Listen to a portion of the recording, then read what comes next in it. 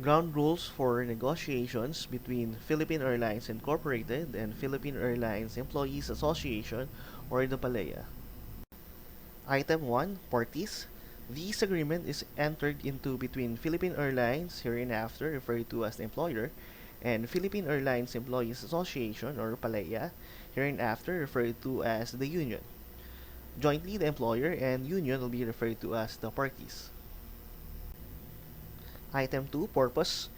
The employer and the union agree that the purpose of these negotiations is to establish ground rules for renegotiation of the remaining 4 years of collective bargaining agreement from 2009 to 2013 between parties. The ground rules may be modified in writing by mutual agreement of the parties. Item 3. Negotiations. The parties agree that professional decorum will be maintained during negotiations. There will be no personal attacks or abusive language. This is not be construed, however, to mean robust discussion will not occur. As an aside, once negotiated, your contract should be signed by management representatives from each command covered by the agreement. Item 4. Location and schedule of negotiations. Negotiations will be held in Shangri-La Hotel Conference Room in weekly sessions. If there are any costs incurred for the meeting facility, such expense will be funded by the employer. Costs associated with travel to the said location for the union negotiation team will be funded by the union. Per diem costs for the union negotiation team are the responsibility of the union. Negotiations will begin on 22nd of March 2017 and will continue every Tuesday thereafter until an agreement has been reached, or the parties agree on another mutually agreeable date to continue, or until the parties agree that an impasse has been reached. Negotiations session will begin at 1:30 p.m. and end at 4:30 p.m. If scheduled day falls on a holiday, there will be no negotiations for that day. Item 5. Negotiation teams. The negotiating team for each party will not exceed total number of 9 members, including the chief negotiator. The parties will exchange 10 days in advance of the beginning date of negotiation the names of the respective negotiating team members, including the designation of their chief negotiator. The chief negotiator may designate a member from negotiating team to serve as the chief negotiator in his or her absence. The alternate chief negotiator has full binding authority for agreed upon articles. Each party may select alternate team members. Alternates may be used when a primary team member is unable to attend or on a rotational basis to temporarily replace a primary team member. Alternate members will not attend the negotiation unless acting for a team member. As long as the chief negotiator or his or her alternate and one other team member is present, negotiations will not be cancelled. Management will assist in ensuring the union members are released on official time to participate on negotiations. Item 6. Observers. Observers will be allowed by mutual consent of the parties. No more than one observer from either side may be allowed at each negotiating session.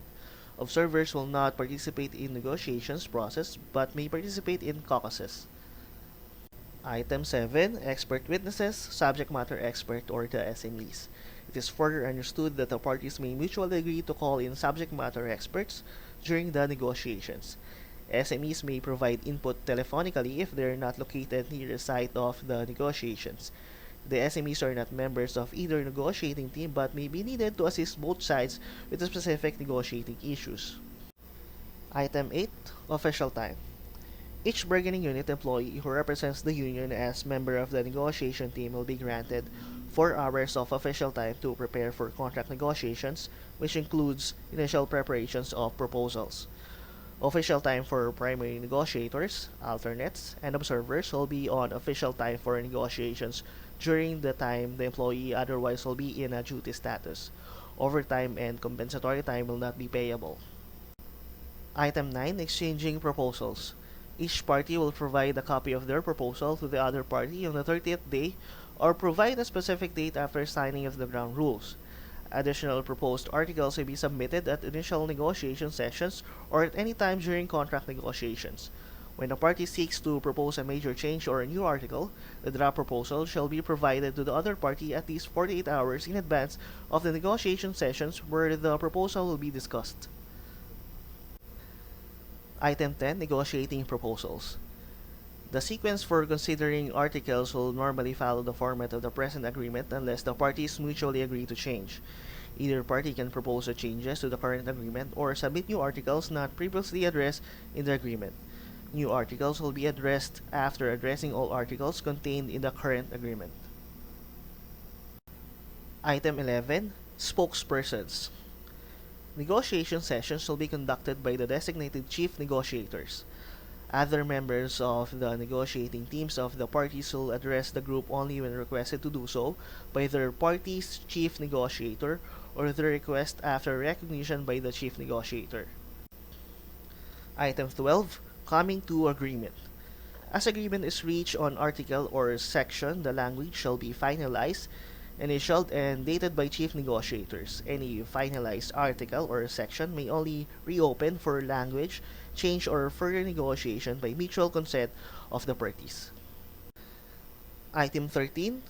Caucuses, recesses. Either party may call a caucus at any time without the consent of the other party. However, the caucusing party shall make every effort to avoid unnecessary delays during negotiations. The party requesting caucus will go to designated caucus room. Caucus sessions will be no longer than 30 minutes. Item 14. The record or the minutes. Management will identify a recorder of the negotiations.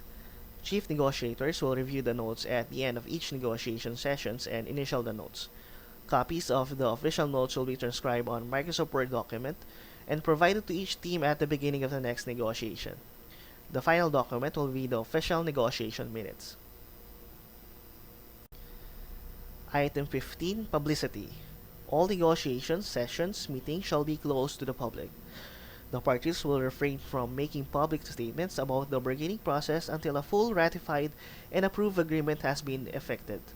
Both parties will refrain from posting any announcements on public boards concerning contract negotiations until negotiations are complete. Item 16. Ratification and approval. Once all articles have been agreed to and initialed by both parties, a draft copy of the finalized language will be provided to the union. Once the parties agree to the finalized draft, the union will have 21 calendar days to ratify the agreement. The union will encourage ratification in its meeting with the union members. If the union fails to ratify the agreement, the chief negotiators will mutually agree when to resume negotiations. The entire agreement will be subject to renegotiations. The union, however, will advise management which article were not ratified if it is aware of that information. Item 17. Execution. Once the parties have reached agreement on all proposed language, management will prepare a final draft version of the union's review. Upon approval, management will finalize the agreement and it will be subject to execution by the union president and commander. The date signed by the union president and commander will be annotated on the agreement and this date shall be the official date of execution. Lastly, item 18. Effective date. Once the agreement has been approved by the agency head or absent disapproval by the agency head within 30 days of execution, the agreement shall become effective. The effective date shall be identified on collective bargaining agreement.